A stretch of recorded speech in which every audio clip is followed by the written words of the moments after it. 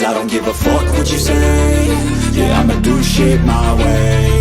So you can go kick rocks, I'ma stack bricks up, build what I want to make. Yo, I got a lot of shit to say, so I'ma do this every day. I'll be writing things until I'm fucking buried in my grave. 6 feet deep under, but my body won't decay. Cause my messages are timeless, so they'll put them on display. Oh yeah, I rap with a certainty, I have a sense of urgency. A message for eternity, for everyone internally. I had some people burning me, but now they fucking learn to see I ain't the one to fuck with, now they looking nervously. And I don't really care what you think of me respectfully. You can kick rocks if you think you're fucking better, see. I will outwork you, turn you to an enemy. Hurt you so bad that you're gonna need some therapy.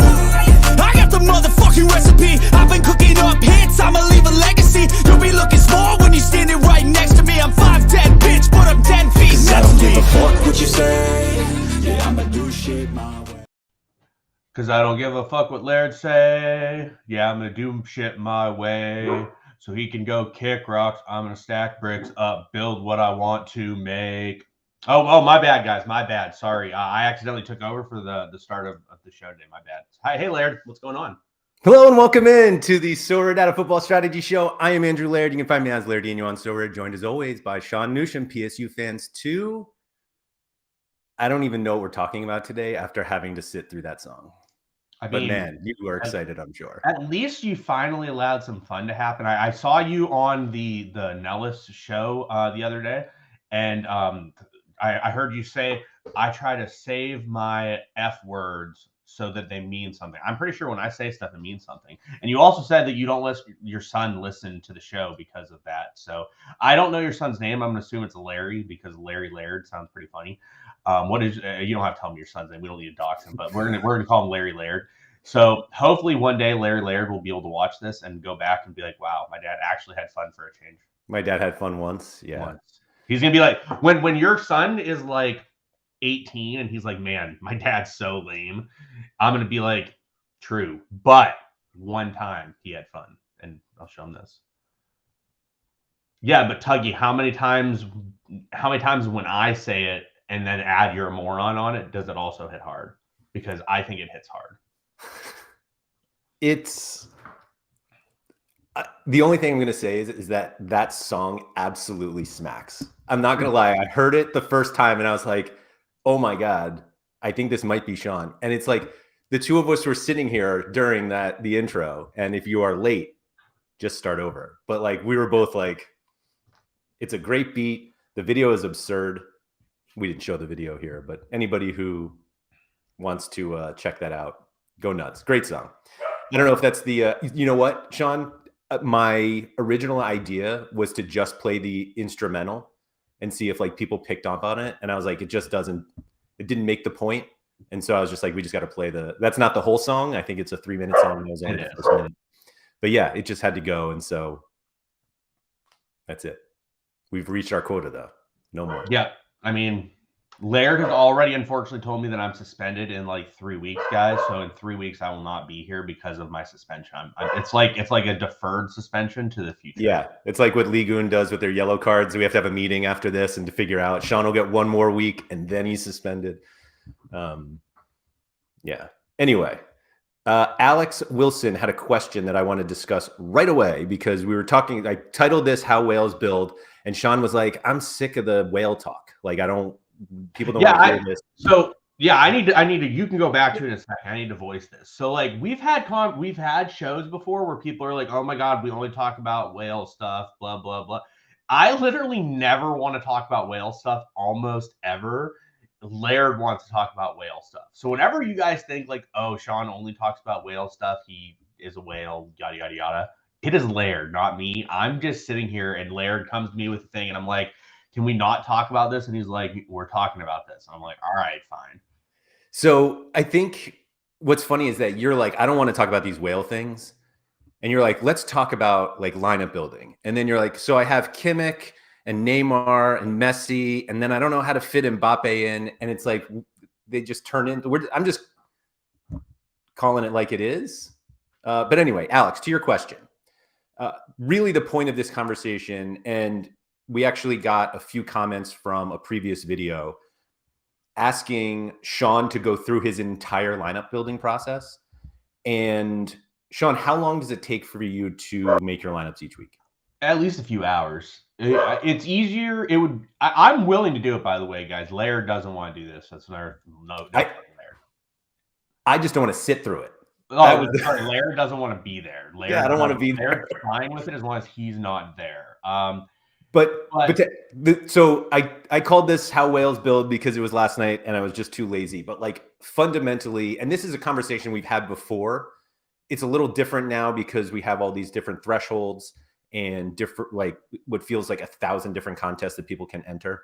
But fundamentally, it's like, how do you prioritize your lineups? How do you prioritize the contests that you enter or the cards that you use? And so, yes, I think for somebody that doesn't have a large gallery or has a large limited gallery or whatever it is, I think it's helpful to find out like what other people look at to figure out like, where am I going to put my best cards this week? And because Sean enters basically every division, not necessarily every contest, but like he has cards from the previous D1 through D5. It at least helps to be like, what does he look at before he starts building lineups? To be like, he knows what his best cards are. So what determines where they go, who he plays with them, or which other cards he plays. So it's just kind of that. So no, it's not a whale thing. I just used that because we talked about whales last week and Sean was like, nobody's going to watch this. And now more people have watched that video than any others we've done in the past few months. And so I think it's one of those that like nobody wants to admit that they are interested in like what whales do. And given that Sean has a big gallery and enters a lot of lineups, like I think we can get a lot of insights from him that don't necessarily apply just to him. And so that's why we're talking about it. And yeah, there's that. Yeah, I mean, it's easier. It would be easier if we did this on a Thursday because I would run through it and I can just give opinions on different things, what we're doing. And Germ just brought up a really good comment and conversation. And he's like, gallery familiarization is very important. 100% true. I know who my marquee cards are every week. And like, can we bring up my lineup builder for the weekend, Laird? And we'll go through it. Yeah, a little bit and see what I can do from the weekend perspective. Actually, I'm not going to go through midweek because midweek's just kind of like, I don't know who's going to play. This is a dumpster fire, yada, yada, yada. Actually, can I share my screen, Laird? I was going to say, you can share yours, yeah. Let me braille. It'll be easier for you to just pull through. 1 second here. Got to make sure no music videos pop up, All right. So is it sharing? There it is. All right. So like, for example, I follow a lot of news every week. So I typically am going to know if someone's banged up or is injured or if something's going on that might cause me a situation. Good example this week. I know I have. So I have. Oh yeah, I forgot we have the search a player here now. So I have Xavier Moose. I didn't even know we had that. Yep. So he's obviously pretty terrible. But yes, so Tuggy said hiding my Pornhub tabs. Obviously, you can't expose that stuff, Tugs. So you have Xavier Moose here. So I know because I just read something this morning that Nopper is expected back after the upcoming break. After the AZ Alkmaar game. So like if I click on him and I see I'm clicking on him. So they play Groningen this weekend and then they play Alkmaar in a couple weeks. So 3:59 they play him. So I know that Nopper is coming back soon. So I know Moose is still good for now, but might be a bit of a concern coming out. So like I know those are some banging scores he has lately. My God, he's ready to go for cat mode. Oh my God, those are some of the worst scores I've ever seen. Keeps lowering it and lowering it and lowering it. So like I know I typically will sort L15 in my lineup builder, and I will go through. Nick just said 5 to 7 ETH gallery. Doesn't make sense to skip U23. Probably. It probably makes more sense to go elsewhere. Nanzo could write a book on the process of building lineups. I think Nanzo is one of the few people out there that creates more lineups than me on a given week. So before you even go any further, though, like you don't like when the game week opens, the lineup builder is not the first place you go. No, it usually is because I usually go there on like Wednesday or something to just see matchups and stuff. But yeah, like I'll go to Sorare So and like, I'll yeah. So Alex brought it up. Like, don't you yeah. look at the prize pools first? I I only know do this because yes. 20 seconds after a game week opens, you were like, it took me 3 seconds to realize the prize pool is broken. And That's more so, of a because I know it's going to be broken every week thing that I'm doing it now. Actually, I know that I knew so like this game week opened, and I know that limit or the legends are in there and proper already because I checked it immediately. So yeah, like I typically will look at I look before I actually build lineups. I look at Sorare to check out the prize pool. So like for this upcoming weekend, the game week isn't open yet, so like I can't fully check stuff for this weekend. Oh, I forgot right. they have it in a new tab or whatever. They have prize pools, so I can go to the prize pools tab on Sorare. I'm not showing this, but I can go there. So like basically where there's overlap is like D3 overlaps heavily with the rare division and the super rare division, and then minimally with the unique division. Similarly, like the super rare division interacts with the unique division a lot, and then also the rare pro division. So like limiteds don't have any interaction with any of the other divisions. So like I don't need to look at anything limited wise. I don't really care what their prize pools are because I know what's going to happen. But like so, for example, I know this weekend that in All-Star Rare Pro there are oh, that's for this week. So let me go to week 17, March 17th. So that's this weekend. So like this weekend. I'm gonna take your screen off and put Okay, this you one do on that. so that people can see it. Yeah. Look at that ETH balance by Laird over there, guys. Sorry. He's ready to make some splashes on this Was I market. supposed to hide that? It doesn't matter. So looking at this, like we'll see All-Star Rare Pro has 7 tier zeros and 13 tier ones. So we do know that like the old school tier zero is through 20th effectively. So like I try to take note of that. I note that Challenger Rare Pro has effectively 13 old tier zeros, and Champ has 12 old tier zeros, and U23 has 13 tier zeros. There's a bit more prize pool in Challenger Rare Pro than the other ones. Obviously, the prize pool aren't as good. And then I typically will look at the super rare division because I want to see what that is. So I go and I check. So like under 23, super rare has 1 tier 1 and 5 tier 2s. So those are effectively like through the old tier 1. So like I know there's effectively 6 cards of value there. Because like to me, it's basically like the way I look at things, and this is where the different thing is. And I know we've had people comment about this before. Obviously, I'd rather win a card in every division. Like that's obvious. But I want to know what cards of value there are. To me, a card of value is an old school tier 1 or higher in All-Star, America, Asia, second division. And then in U23 and champs, sometimes tier 2s. So like I'll sometimes factor those in. So like now we have basically through the new tier 3 because of obviously the changes of the prize pool. U23 through the old tier 2 is 16 cards of value, 6 of which are like legit, definitely probably going to be valuable. Challenger has 5, Champ has 11, and then All-Star has a bunch more. All-Star has like 27 of tier 2s, and then it has like 7 cards of real value. So like I just try to get a note of this, then I go look at cap 220 and I'm like, wow, that's absolutely horrendous, and I don't care about that. Although funny story, I'm actually winning cap 220 unique for the second game week in a row, despite it being very, very far down my list. I'm not going to win it. That's where I have my 5 decisive lineup. Super You rare. did. You had your 5 decisive line. You should have just made it so it was 5 positive decisives instead of a negative one. It would have been better. Yeah, I learned quickly that if you rub the genie bottle, you got to be really specific with what you ask. You do. You got to make sure you're doing it. So like if I'm looking at like the rare pro division, like it definitely for me, people always are like, oh, I don't want to look at rare pro and like compare it to the other things. If I win rare pro, I'm not just as good, but like I have a good shot at getting Mbappe, same as I do in Champ Europe, same as I do in U23.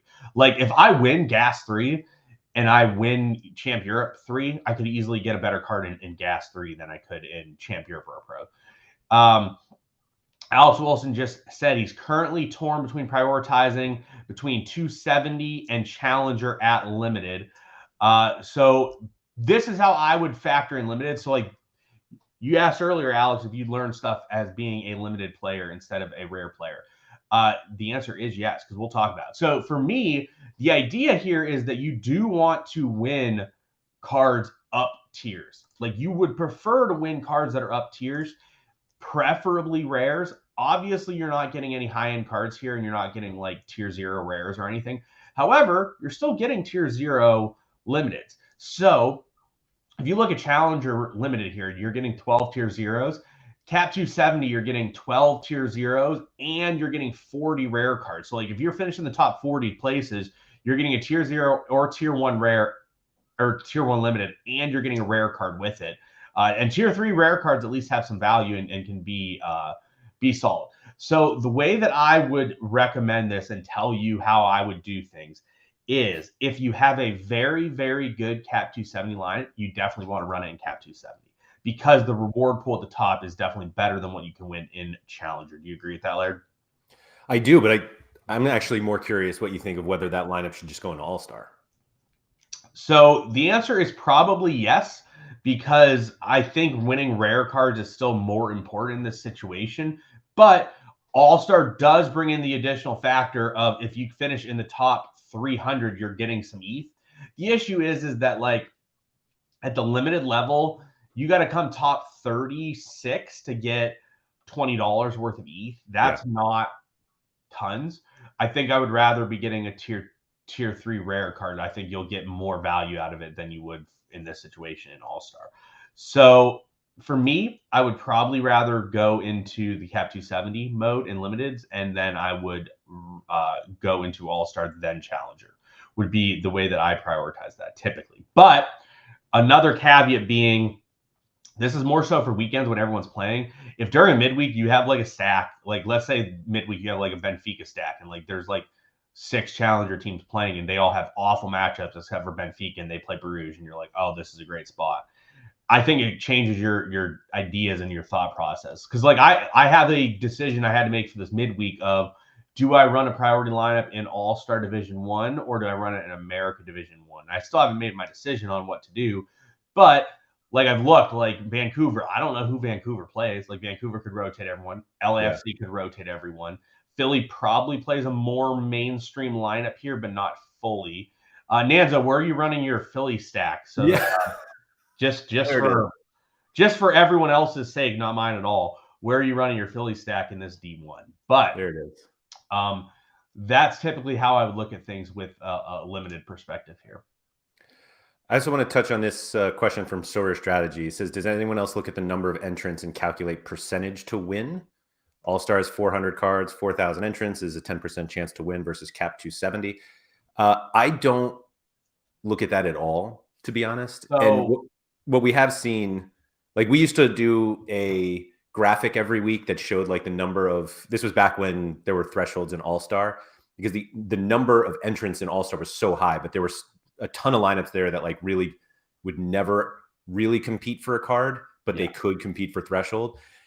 And so you would actually have like a lot of like dead lineups that people just throw in there as well, because they just had extras or they were just trying to like scrape 250. So like I don't think just taking the number of rewards and dividing it by the number of entries really helps at all. Correct. In fact, it may even like push you in the wrong direction, because there's just a lot of dead lineups. Like we can see after the game week, at least, like how many viable lineups, meaning like every player has a game, or we have like clear DNPs. And like, I just don't think it's a worthwhile exercise. And it's just much more worthy of looking at how many points have been required to win cards. And I don't even think that's necessarily all that helpful. Like it's in our concepts tool, but like if it took 350 to win last game week and 389 the weekend before, like I'm not sure that really helps you for like this game week. You can see the trends, I guess, like if Challenger is always higher than All-Star or U23, whatever, America's always higher than All-Star, like where you think you'll be able to finish. But like, I think there are a lot of things that people examine thinking it's helping. And I don't think like rewards divided by entries is actually all that helpful.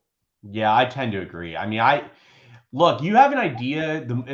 The more that you start to do stuff, and this could go back to the discussion earlier about like your Galler familiarization, same thing to like sort of how contests work type of thing. Like if I know a certain situation, like I know a good example is, again, this midweek. And you have to take stuff with like a grain of salt a lot of time. But like this midweek in America Rare Pro, there's 11 cards being given out. Currently 82 people are in there. There's going to be so many DNPs in America this week because of what the teams are going to do from the CONCACAF Champions League. Like, I don't even know if some of these teams are going to travel people. So it's kind of midweeks. Oof. Yeah, like it's kind of a situation that it's, that if you play a lineup in America Rare Pro and you get 5 starters, like you have a pretty realistic shot at getting on the podium. Also, like as you go forward with your lineups, like, oh, this lineup's got a legit shot. Like Alex Wilson said, didn't Violet get some ringers? And I don't know if I'd call them ringers. I was just saying, he is actually the second person I know that it was like, oh, they got some ringers in. I'm like, they hired some plumbers who could you like throw on a jersey. Ringers might not be the best option. But yeah, there's just lots of dead lineups in certain divisions. Like people, and also like with the new XP situation, you basically get a training lineup by entering a lineup into a contest, even if it's dead. And that is another reason why like there's just a lot of dead lineups that are out there, and you just don't know, because if you look at the contest sizing and how many people are in stuff, like you don't know how many lineups are dead. Sean, it's not just XP. We get Sorare coins. Oh, my bad. The coins too. My God, the coins. How could you? Yeah. How could you? I'm looking forward to the day where I can get something worthwhile from my coins. Soon. I've been told soon. Paolo was asking, wouldn't dead lineups be consistent over competitions? So they're not. So like what we see is that like this upcoming weekend, Sporting have a cup match, and there's still going to be plenty of people that play Sporting players in like Challenger because like it just helps them fill a lineup. Yeah. And it's just like each league has different times where they do cup matches, and so nothing's really the only consistent thing about Sorare is that it's inconsistent when it comes to dead lineups and analyzing how many. Like really the focus needs to be on just scoring the most points possible. Yeah, and like you have an idea if your lineup's good enough to win, right? Like typically when you're building. So I'm glad you brought that up because Nanzo was saying he's prize pool agnostic. He said, I make the assumption that all podiums will yield semi-decent rewards. Do you know how many of your lineups at the start of a game week are you like, this could win the whole thing? All right. So that's a good question. And I think so. Here is here's the question, right? I think I'm going to change the question a little bit, and you're going to ask me the question now that this is the new question that I'm asking myself. How many lineups at the beginning of the week do I care about? That's the question that I think is more accurate, because like I do not care about a rare lineup until people start going nuts. Like if I have like 490s in a rare lineup, all right, then I'll pay attention to it. I mean, we can go through it. You have to pull up my I have one that I'm not going to name that I care about that we won't talk about. And I do care about it. But so like we're gonna start with one. So let's go to my lineups for the weekend layer. So let's go to my SO5 results, and I'll tell you. We'll go down the list, and I'll tell you if I cared about it before the week started. I was giving you the screen, but I'll take it. Oh, so I have 37 lineups hidden already for the week, Laird. So I you know who hasn't hidden them? Me. Exactly. That's why I said you had to go do it. So let's start from the top, right?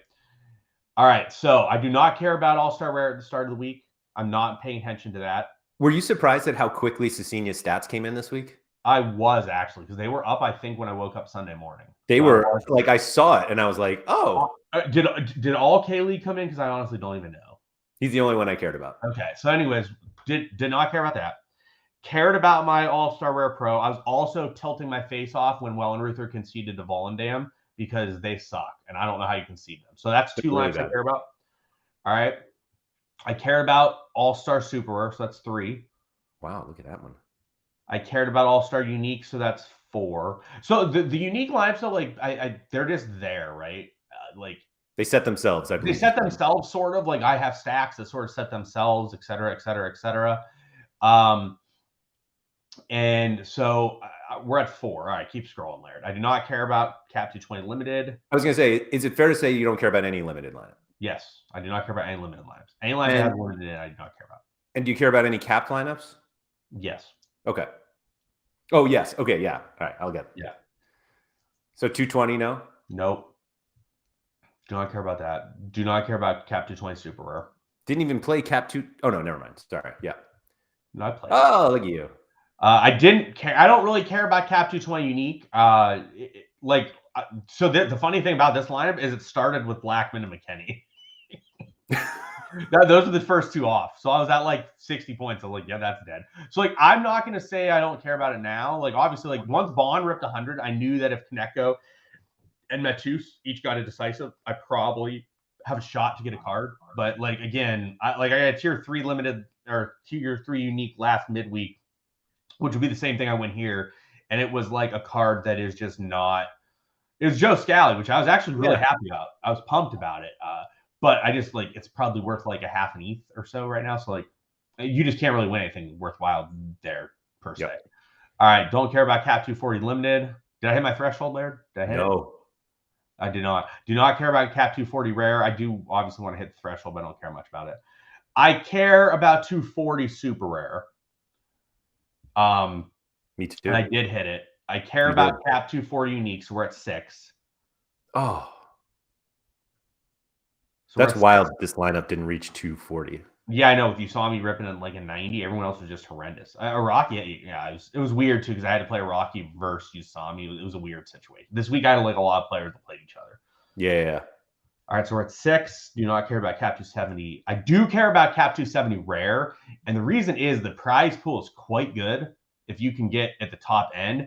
And typically, I will at least have a pretty good lineup here because I have good I have good like higher end type cards, right? That like are just rares. So I do care about this. So that's 7. Did they get rid of oh, maybe it's in the capped ones. Never mind. Yeah, like didn't the super rare, like the super rare division rares, didn't they used to be stars? No, I think they were tier 1s. Oh, they were? Okay. So yeah, I think that's what they were. Okay. I'm pretty sure. Okay, so we're at 7. Do not care about Cap 270 Super. I don't have enough good cards for that. Cap 270 Unique, do not have enough good cards. I just have to throw stuff in. Nope. So I did not care about this lineup, but I knew that obviously put this lineup in and you were like, yep, I got to win. Yep. If everyone played, I knew it was going to be good. But like Douglas Santos was like 50-50. But I was not going to not play him in somewhere. So this was my like, if Douglas Santos plays, the lineup is good lineup, but I didn't really care about it. And then like by the time he started, Odegaard already killed it, so it didn't matter. Care about Challenger Rare Pro, so that's 8. Unfortunately, it doesn't matter. Like luckily it was dead already because Octavio sucked. But cared about this lineup. Unfortunately, no. Did they reschedule the game? I don't know. Is it yesterday was a 0? Click on the DNP thing. Was it rescheduled for today? Or is it just, am I boned? I can't even click on it, so I think you're... The other DNP thing, Laird. I think you're dead. Okay, so we're at like 8 lineups, I think. Do not care, do not care. Don't really care. If it goes off, great. Like, it's still going to be a good lineup, but I don't care that much. Don't care as much. Do care. This, I don't know how that lineup is doing that well. This lineup, literally, Jerisi set up Urruti literally at the death, and Urruti missed a sitter. Keaton Parks missed a sitter, and Santi Rodriguez missed a sitter from Keaton Parks. So like this lineup literally ran. It could have really banged, yeah. But also the score is terrible. I don't know how I'm really doing okay there. Ananza's prioritization is set. It doesn't change based on what's in the prize pool in any given week. Interesting. I think that's pretty much mine too, I guess. Like it will change slightly depending on like, but it's more so midweeks. Does your prioritization change in midweeks, Nanzo? Because mine changes in midweeks, not as much on the weekends. No. Yes, so that's 10, I think. No. Yes, so that's 11. That actually, that could get a card. Kimmich was really unlucky, but so 11. I do care about that one. 12. No. Yes. 13. No.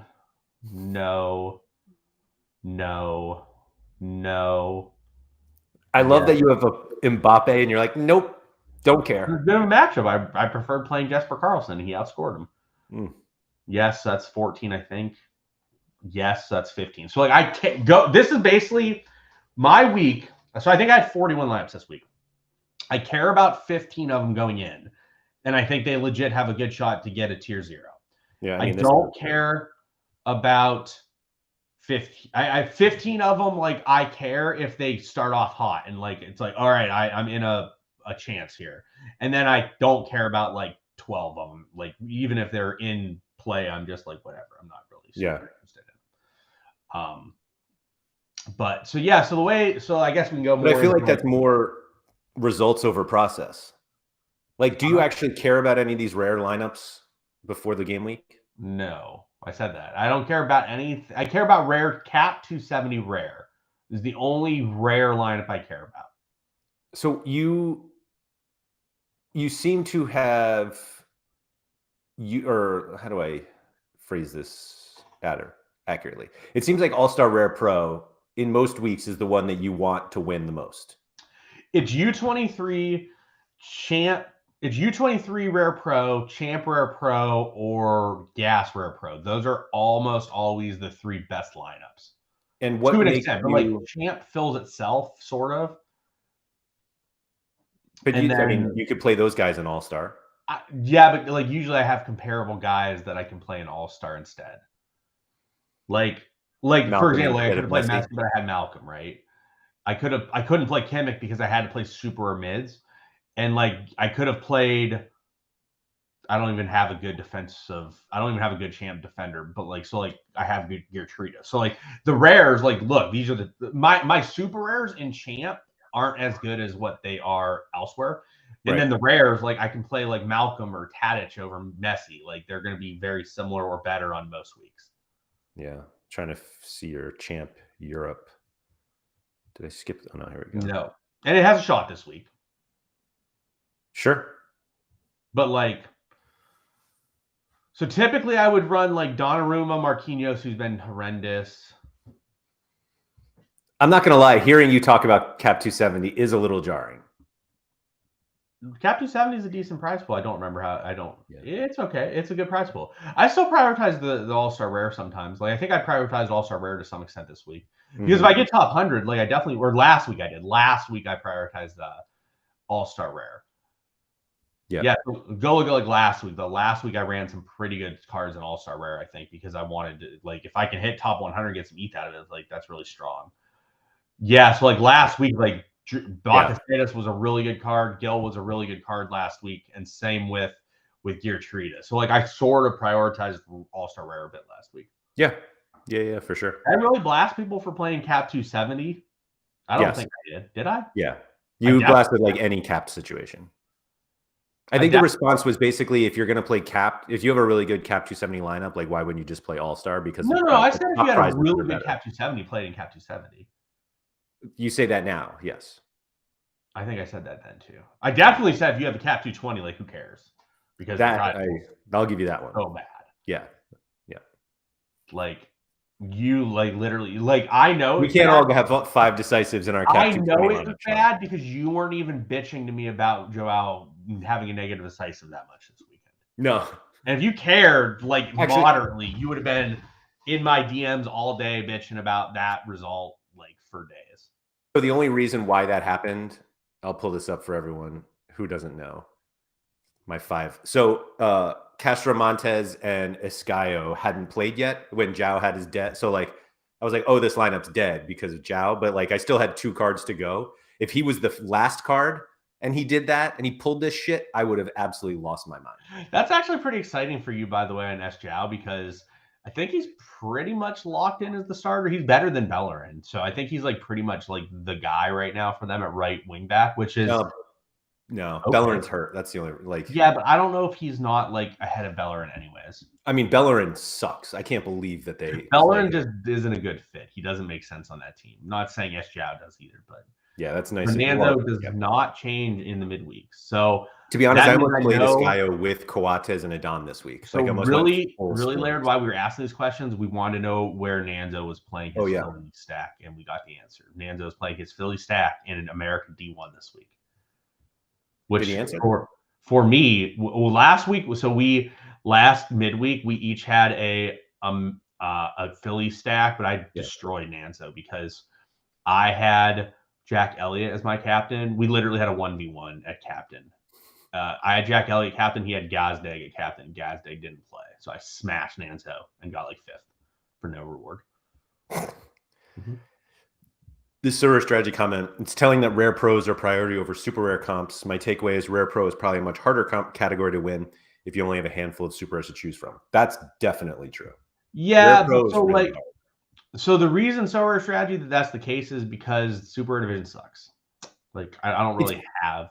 It's better. It's better and still sucks. Yeah. I actually had a conversation with AJ yesterday. I don't see him in chat today, but I think the unique divisions they should give out straight ETH. And then I think the super rare divisions you would get the rewards that should be going to those divisions and you wouldn't have the issue. The other alternative is you give rare rewards. Like if you win all-star super rare, you should get a tier 0 rare then if you're not going to get a tier 0 super rare. So yeah, but like the other part of the question is like, I don't know, go look at what my all-star super lineup was. Like my all-star super lineup was still really good. Like it was still like it was Leite, Morishige didn't play, so that was unfortunate. But like Sangare had Camber, that's a nut matchup. Yeah. Actor Glue had a nut matchup, and Suzuki had a nut matchup. Like all of them had great matchups. Like it's not like my all-star super lineup isn't great. It's that like I'm just using those other high-end cards in the all-star pros, which is true. Like all-star pro is typically the most valuable lineups for me. I will say the caveat being like if I have like a super incredible super lineup, I will sometimes run it in the super contest, but it's got to be like a super great lineup. And then the other caveat too is that I don't think people understand this part of it, right? Let's say I have 5 elite level super rares that go into all-star super, right? That takes away 2.5 lineups of elite level super rares. So basically, like I could make 3 good rare pro lineups or 1 super rare lineup. I would much rather have 3 shots and spread out my variance over 3 spots. Yeah, I think the other thing, and I realize the scarcities are different, but like rare pro allows you the opportunity to win the best players. Yes. Even though they're just rares of them, and you can't win those in the super rare. Correct. The whole idea, yes, Ananza said Captain Gazdag cost him an America Unique this game week as well. Well, that just means I beat you again, man. So that's twice in a row. Except for I might actually get a card this time. So, but yeah, that's the key is like any contest you cannot win the best card in is not that good. It just isn't. And that's the issue with it right now is that you cannot win a tier 0 in D2. Super rare. Yeah, in super rare division. So like every super rare division is way worse. Now I guess so like I mean technically here's the technicality here, but the point still remains. You are still getting a tier 1 in every single one of these, and a tier 1, I guess, except for Asia. Asia is just disaster. Anyway. Somehow caps out a single tier 2. Germ says, can't wait for the pro division to be axed. That would be an absolute disaster. I don't see the platform doing that. But so I definitely cannot disagree with anything said more, I think, on this show. I think that is the thing I would disagree with most. You're disagreeing with my boss, who's convinced it's going to go away. Well, hopefully Maxime's wrong. We don't need that nonsense. They just the issue is so like here's the issue, right? I hear people constantly be like, Rare Pro just screws up the yada yada yada yada yada. It's not that screws up things. It is the fact they can't figure out how to properly reward the super rare division. Fling Flong says D2 is extremely soft versus others. I tend to agree with that. I don't know if the right word is it's too soft per se, because to win you still have to put up an absurdly high score. But it's easier to win like a card. Like you're going to get like a card probably a lot more frequently there than you would elsewhere. So that's why I started buying super rares. Bet that it gets removed, and Germ said it's on an island on the progression chart. Yeah, if you remove that, then there is no progression chart, and you're just fucked. So no, it's not part of the progression chart. Yeah, That's the problem. well, yeah, it's literally. Actually, I guess we should remove it. It is the only part of the progression chart because everything else isn't progression. Because it's not actually progression, yeah. Yeah, the issue isn't the rare pro division. The issue is that they can't properly reward the super rare division because Nanzo is consoling himself with his 27 America unique wins. Touche. Nanzo just whipped his penis out and just flopped it on my face, unfortunately. So, yep. Nanzo That's where we went. Yep. Nanzo just absolutely alphaed me right now, and it's unfortunate. It's unfortunate scenes for me. Fling Flong has won 5 times this season and have 30 cards and use the same lineups over and over again. Yeah, it's totally viable. Mm-hmm. But yeah, the issue is like I think there's 2 possible scenarios which they could fix the super division, and that is you get rid of the unique division prizes and give out ETH only, or you give rare rewards in Division 2 as well. Yeah, I mean, it sounds funny that you're like, we can completely fix these 2 divisions by changing 6 cards, basically. But yeah, but it's true. Yeah, I know. It's just funny how like literally all the cards they give away of these, or you just look at the super rare division unique and you're just like, no. These 6 star super rares, if you just put those in super rare, everything is fixed. Yeah, because the whole issue with Super Division being broken is that you cannot win the best card. Right. The whole issue. Which is one of the reasons why Rare Pro has gotten so tough, is because Rare Pro a while ago, and not to pull the whole back in my day thing, but if you had like 3 very good rares and 2 good super rares, it was usually okay, because back then, like, people would put their best super rares in the super rare division, D2, and then they nerfed D2, and it was like, all right, I'll just use my best super rares to go win the best rares, which is like literally the opposite of progression.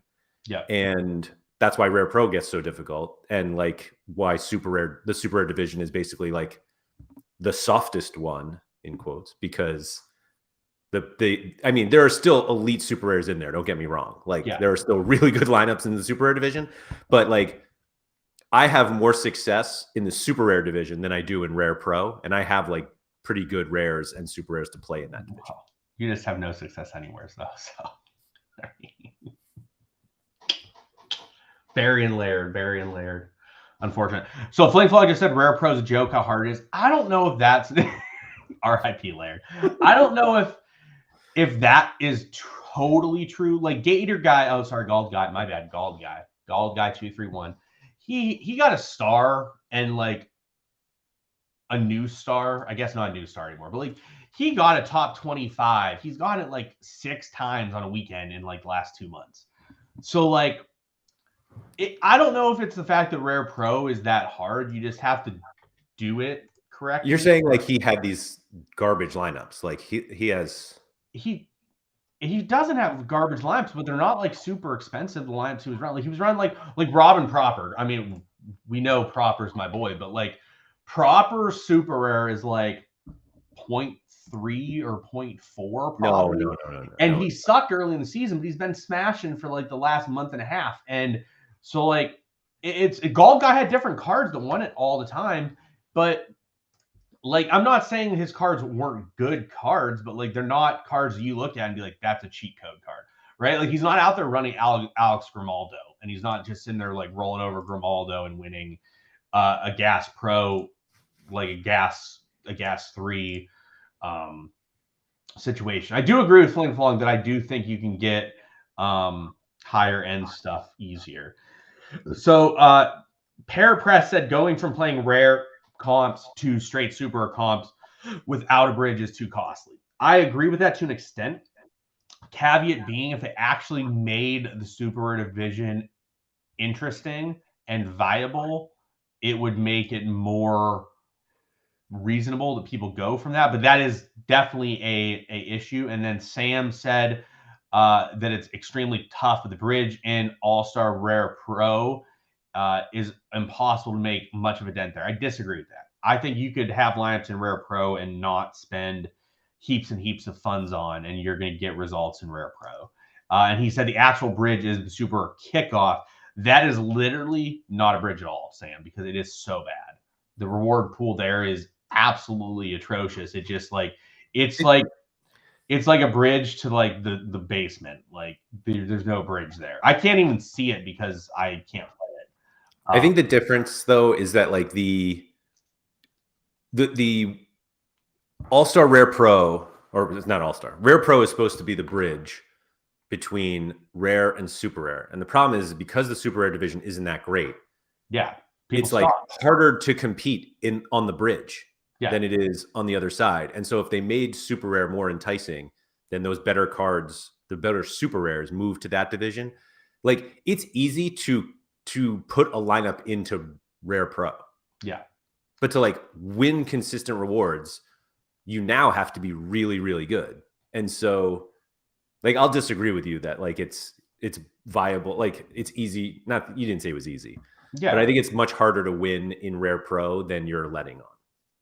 I disagree. I don't know. Like, I mean, I think your gallery would disagree though. Like I don't no, think but I'm not even saying my gallery. I'm saying I'm using Gold Guy's gallery as an example. Yeah, and I think you're like you think Robin Proper Super Rare is literally half the price that it actually is. No, there's no way. Oisting just said it's 0.6. There's no way Robin Proper Super is 0.6. You go look at Robin Proper. What do you think his Super would cost me right now if it was auctioned? I don't know. Like it was 0.58 2 weeks ago. Okay, and his rare prices dropped a third in that time. Yeah, I don't think anybody's selling a Robin Proper Super Rare for less than that. Okay, then what would it go for if it auctioned right now? I don't know how much. Okay, yeah. Also, we paid 0.475, or it sold for 0.475 17 days ago. Like, I don't think I'm that off saying it's 0.3, 0.4. Like McD literally sold it at a like 30% loss in 3 days. Yeah, that's weird. Like I'm just saying, like it's just not, it's not that expensive of a card. I'm not saying it's free, but it's not that expensive. I mean, let's go look through his I'm not saying he doesn't have good cards because he does, but like it's not like he has like a 15 ETH lineup. I think it's more than you're letting on. That's all. This like one actually was a great one. That was the last like one. So like all right, Adam Zorgain, like what's his rare? Like 0.2, maybe, not even. He bought it for 0.2. Paid 0.2. It's less than that right now. And then Cherney's like 0.5, 0.6. And then a 1.5 ETH. Yeah, I'm not saying you don't have to have like a good card, but like I think this is the main one. Yeah, but like again, like none of these cards are that expensive. Like he's not out there running cheat codes every week. Like he's not out there running Grimaldo. Like like that lineup. He actually won Grimaldo from one of these lineups. That lineup is not that expensive. Like that lineup as a whole is like 3, if that. I don't even think it's 3. It's like 2. That lineup's like 2.5 ETH. Jump shot just asked if we are talking about MLB. We are not. No. Talking about MLB. Unfortunately, no MLB. No MLB will be here. So like but it's also like Laird. It's also like the key with it. And I know it's just like he also got all these, like all of those lineups were very different. Mm-hmm. Like none of them were the same. Like he's running different things each week, and he was getting stars. Like you keep going back, like he's gonna have more lineups that are very similar. I just don't think that it's unrealistic to get a card in All-Star Pro without like elite level cheat codes. Like none of these cards. Yeah, I'm not saying that, but I'm just saying I think the buy-in price for a competitive lineup is higher than you're letting on. Mikey Food has said he won Gas Pro in 349 with a rhyme stack, and then he's back in the rewards again this weekend. Well, Juni Ito solves everything. So I don't know. It's either Ade or Aid said, is he an example of a really smart player than playing with luck? Gator Guy is a moron. unfortunately. Gold Guy is a moron. Like, I really thought you were going to say the opposite. No, I was convinced that you were going to say the opposite. He's actually, so like here's Gold Guy, right? He is a moron, but he's a smart moron. He knows people that are smarter than him. And yeah, like look at that. Like, I'm not saying like Mikey Foo's going to win a card every single week with this lineup. I'm not saying that, because he's not. But like, Mikey, who did you win with that result? What card did you win with that result? Because I actually looked up. Actually, it was funny because I was watching a Rhymes game 2 weekends ago, and I thought Abel Hamid looked pretty good. I was pretty impressed with what he did. So he won Musiala. So like, literally paid for his entire lineup that game week.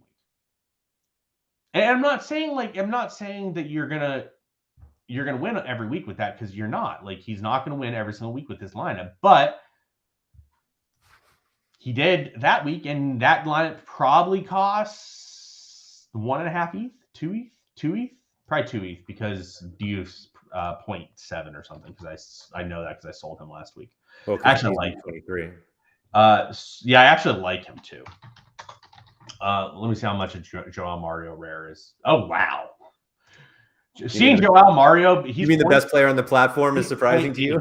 Yeah, he has been. That's very true. So like, yeah, that lineup's still probably around like 2.5. So like, I'm saying with like 2.5 ETH, I think you can put together a lineup that is pretty competitive. If you put 5 ETH into All-Star Rare Pro, you can be consistently competitive, I believe. If you put 5 ETH into Super, I don't think you can be consistently competitive. You might still get cards though, but I don't think you can be consistently competitive.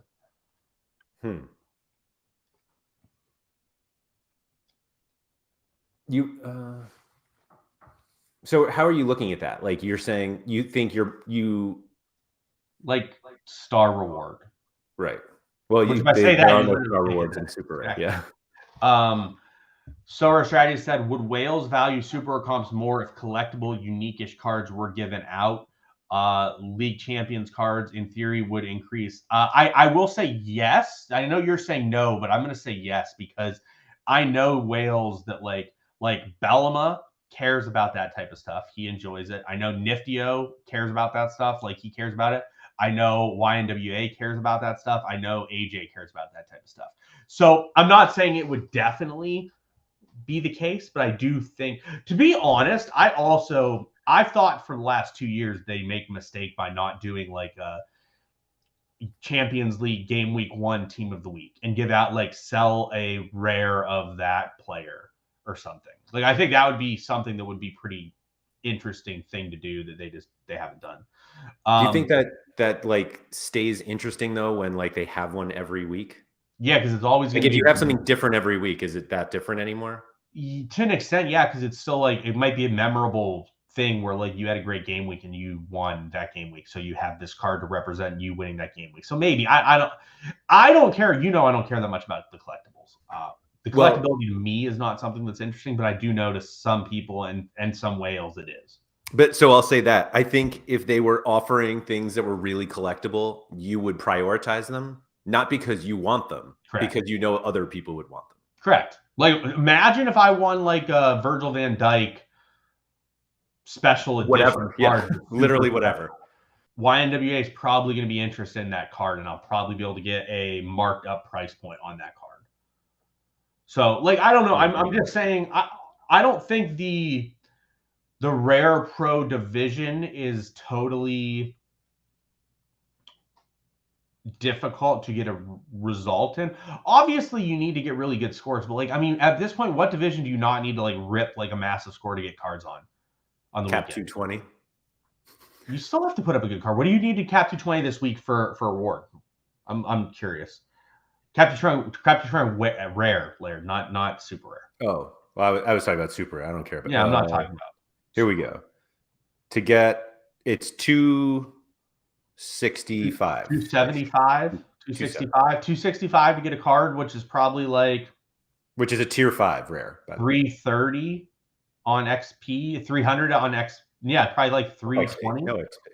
Yeah, but like, I'm talking about like if XP was included there, you probably need like 330 probably gets you close to a card, and like I don't know. You I see what you're saying. Sorry. Yeah, you still need high scores like to get a card. So like 260 divided by 5, you need like 55 on an average or whatever to get a card in Cap 220. Like that's still a decent chunk. Yeah. So Luis says, do not bring that to Sorare. He does not want like player of the month and player of the stuff. He does not like that. I don't disagree with you, Luis. Like I don't think you need to do it all the time. But like, for example, I think when they do like the Champions Edition cards, that's a cool set. That you don't need to do those Golden Boy cards were cool. Yeah, the Golden Boy cards are cool. I think you could do like a few stuff a year, right? Like you could have like a team of the season at the end of the year. You could have a Champions League team of the season. You could have like Golden Boys, and you could have like a Champions edition for like people that won a championship. Well, I think you could do that, and it would be pretty cool. Yep. You don't need to go overboard and have like team of the week, and then have every week have a new thing. I agree. That's ultimately where I was going. Like if I understand, if we have too many cards that look different, then like nothing actually becomes special. Oh, here we go. We'll ask a question that I know we're both interested in. Did anyone see the Takeshi Usami injury on the weekend, and what is the severity of the issue? Yes, please. Because I don't. What's going to happen? This is how it's going to play out otherwise. So I'm just doing it this way to see if I can get the answer. I'm going to go put in the effort and find what the severity of the injury is, and then Laird will ask me again on Thursday what the severity of the injury is, expecting me to give him the answer. Is how this will play out. Yeah, and you'll give me the answer. And I'll give him the answer. Yeah. So if one of you gives me the answer, we can just expedite that process, and then I can just give it to Laird today instead. Because I will have to go look for that otherwise. XMK is saying you can look at the live streams of the weekend. No. You watch the live stream. You give it to us. Yeah, you give it to Sean. Sean gives it to me. Yeah, I don't want to go out there and do that situation. So XMK said it looks like he was tired. That's what we all like. Yeah, so just like that 86-minute cramp XMK, like that's what I told Laird probably was the case. So are you saying that is the case? Yeah. I pointed out they were losing. So anyway, this Chani want to get back. He says, not like FIFA, there's a right balance to be struck, and Sorare at the moment is lacking on the variance side to attract more collectability value. So on a recent SorareData NBA show, we were talking, or I was talking to Mike Zakarian from Team Hold, who is like a big Top Shot guy, or was a big Top Shot guy. I don't want to say he still is. But he was saying that basically what a lot of the people from Top Shot, at least on the NBA side, like about Sorare is that like Sorare stays in its lane, and that they know that they're like a fantasy game, and like here are the cards for your fantasy game, and like that's it. And they aren't pushing these like random collectible things that make players who have no value all of a sudden have value because they're like the last guy everybody needs to collect. They call them bottlenecks for anyone who's not familiar with Top Shot. And it's almost like just because we own these things doesn't necessarily make them collectible. And Sorare kind of implies that they are, because like you can collect these cards, but that doesn't necessarily mean that they're definitely going to have value later just because we're collecting them. And so if there's like a single team that's like, hey, let's figure out how to make these more collectible, I think we could all agree that we would rather than be like, hey, let's work instead on taking the injured players out of the prize pool. Like those are the things we want them to focus on, and like in making this game better. And I don't think they need to focus right now on ways to make these things more collectible in the future. Yeah, I wasn't into Top Shots because I just made no sense to me. Let me rephrase it. I was there when they were like, you buy a pack and then you sell it for 10x immediately. I was there for that. Yeah. But like the rest of Top Shots, like I don't understand, because you've talked about it before. LeBron James gets a dunk moment. What is to say LeBron James isn't going to get a dunk again tomorrow and have another moment? The Sorare cards are actually a short run. Like, you know what the run is, and it's not going to go over that run for that year, which I think is viable. And I think that's valuable part. Like, you can't just like, there can't be like another Lionel Messi goal moment that happens. I just don't like people telling me that why something is a collectible. Like, yeah, you need this. Like, I have seen Andy Black buys so much dumb shit that is like about a guy coming or jizzing or something. Like literally all of his buys are based on if someone's jizzing or coming or having a dick. Like those are literally Bruno Fuchs, Sven Coombs, Jizz Hornkamp. What did you say, Fuchs? And America de Pousse. Like but the thing is like I have seen him buy so much dumb shit. Like I think when he bought the Sven Coombs, he spent like 2x the rare price for that card, the 69 version of it. We should also point out, because he has taken it so far, that he actually bought the Jizz Unique. Yeah, he's literally bought the Jizz Unique. So like I don't want to say that like these cards are like, how much did he pay for that? Like he literally, I'm gonna go look it up. I was just, I don't know if he wants us to really know. Although it's on the blockchain, we just know what it is. Yeah, we just know what it is. I don't care if he paid 0.33 ETH just to have a card that is a unique of someone with the name Jizz. Like, don't tell me there are no collectors on this platform. Yeah, like he thinks it is collectible. Oh, Andy Black is here. Andy Black is here. So like, we were just appreciating your Hall of Fame. Thinks this shit is collectible. I don't think he thinks that. I don't know. Laird, you know who has a Sven Coombs Unique and who doesn't? That's fair. I don't know. But yeah, I think that there's definitely a situation here where it's all in the eye of the beholder. And I think if you view something as collectible, it's collectible. If you don't, it's not. But like someone else does, like damn right, I'm going to make it collectible if someone else wants to buy it. Right. I mean, I have like the one of one. I've literally had this card for I don't know 2 years almost. But like I have an Aaron Cresswell 1 of 100, and people have asked me about it, and I'm like, all right, floor is this, pay me 2x, and they said no. I'm like, all right, cool, and then I just move on. But like, why am I doing that? Because it's collectible. Do I give a shit? Absolutely not. I don't care at all. But someone else does, and that's what matters. I'll fully admit though that I've bought cards that like I paid more for cards because I thought they were cool. Like I paid extra for the Hans Van Aken 2018-19 card because it was a 2018-19 card. So I have I will maybe pay a little bit more. So like I was planning to buy a Kenny Taylor and I was planning to buy a Steven Berghuis. Sorry, Berghaus, as the Dutch would say. How the hell do I get to my Hall of Fame again? What? My page. How am I supposed to get to my team again? Out, Laird. There we go. I got it. Jesus. So like I just don't care that much about the collectability, but I was trying to win I wanted to buy a Kenny Taylor and I wanted to buy a Steven Berghaus rares. It just so happened they were like, we're releasing the Champions Edition. I'm like, these look cool. I wanted one anyways. I'll maybe overpay by 10% to get it because it looks cool. So totally, like, it does factor in on things. Like, you'll be jealous. Like, go look at a Kenny Taylor. You're telling me you're not jealous of this card, Laird. Like, tell me you're not jealous. Like, this one? Oh, maybe no. I'm sorry. I have a Berghaus and a Blind. Never mind. You don't care that anymore. I am not jealous of your daily Blind. Like, yeah, you're not jealous of my 0.9 ETH daily Blind fucking rare. Like, come on. No. Yeah.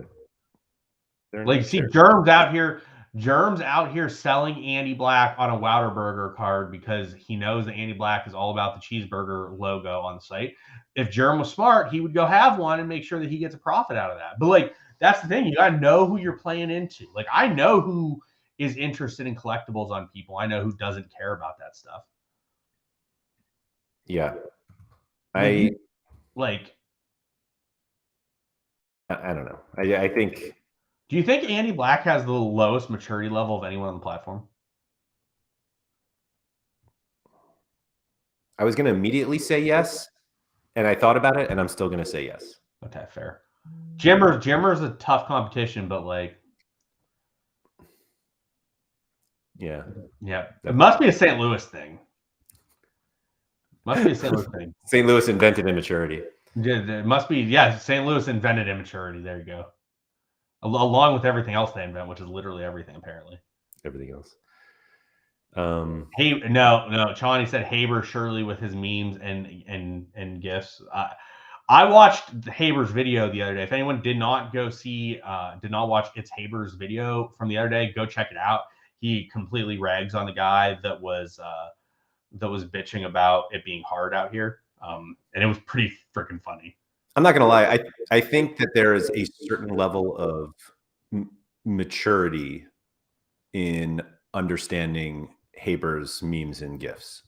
Yes, these aren't just like thrown out there as like jokes. Yeah. There's like whether it probably takes a second, but they're legitimate.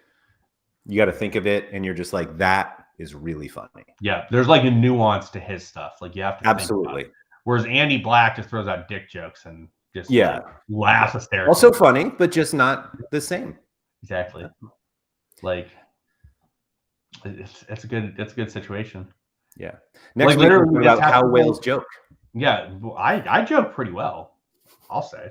I will say of most of the whales that I know, I'm easily the most funny, Laird. I'm sure you think that. Yeah, I definitely think that. Yeah. What do you think, Laird? I'll just leave it up to everybody else to decide that. Do you want to sing us out here? No, we got to make people like watch from the beginning. If anyone is here and showed up late, make sure you tune into the beginning. I gave my singing rendition. There you go, Nepenthes. Welcome. Yeah, the beginning of the show was. I wonder if I could. But Vitali popped in, and he was here late. I know he would be interested in my singing to start the show, and it was glorious.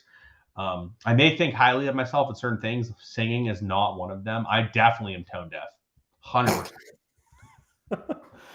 I get that from my mom. My mom apparently almost failed college because she couldn't pass like music class. Music? Yep. I can't hear tones or anything. Vitali's going to loop back and he's going to check it out. I'm American Idol's probably coming soon for me. I mean, you got a new show. I'm going to go. Yeah.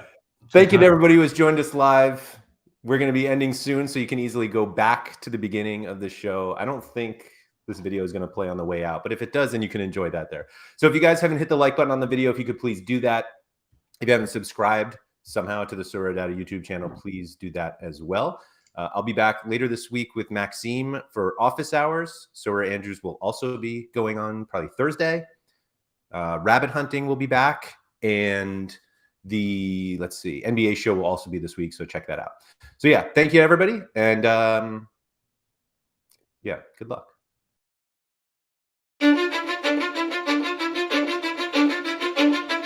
Cause I don't give a fuck what you say. Yeah, I'ma do shit my way. So you can go kick rocks, I'ma stack bricks up, build what I want to make. Yo, I got a lot of shit to say, so I'ma do this every day. I'll be writing things until I'm fucking buried in my grave. 6 feet deep under, but my body won't decay. Cause my messages are timeless, so they'll put them on display. Oh yeah, I rap with a certainty, I have a sense of urgency. A message for eternity, for everyone internally. I had some people burning me, but now they fucking learn to see I ain't the one to fuck with. Now they looking nervously, and I don't really care what you think of me respectfully. You can kick rocks if you think you're fucking better, see. I will outwork you, turn you to an enemy. Hurt you so bad that you're gonna need some therapy. I got the motherfucking recipe. I've been cooking up hits, I'ma leave a legacy. You'll be looking small when you're standing right next to me. I'm 5'10", bitch, but I'm 10 feet. Cause I don't give a fuck what you say.